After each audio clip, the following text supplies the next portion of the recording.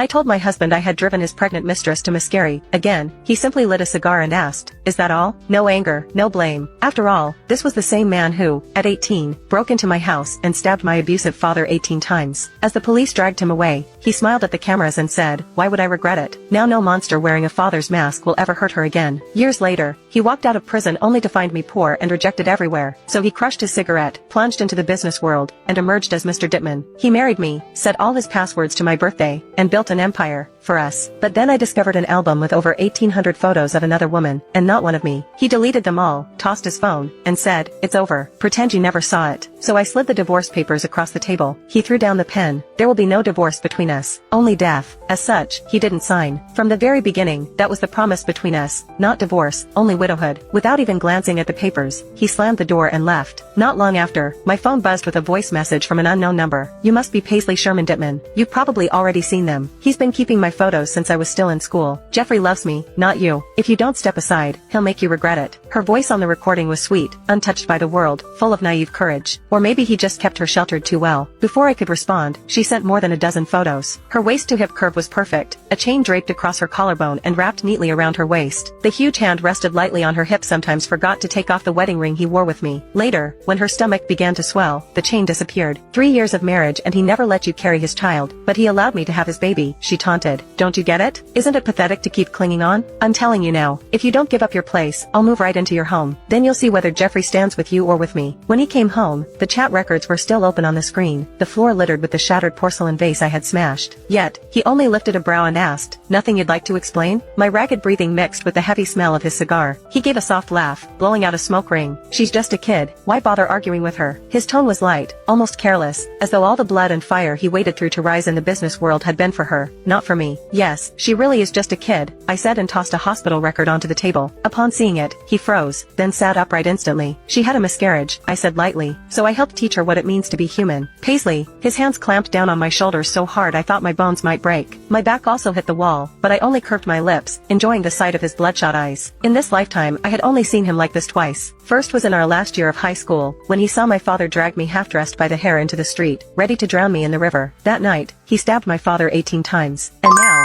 because this girl had lost his child, his grip tightened as he demanded an answer for my cruelty. "How rare," I whispered with a smile, "to finally see Mr. Dittman lose his composure." I laughed without a hint of remorse. "You're a woman yourself. How could you do something like that to her?" he shouted. "You said it yourself. There will be no divorce going on between us, only widowhood." I leaned in close and continued, "So, Mr. Dittman, if you won't kill me, then I'll have to kill the two of you." Just then, blood dripped onto the floor, and only then did he notice the cut on my hand from when I was smashing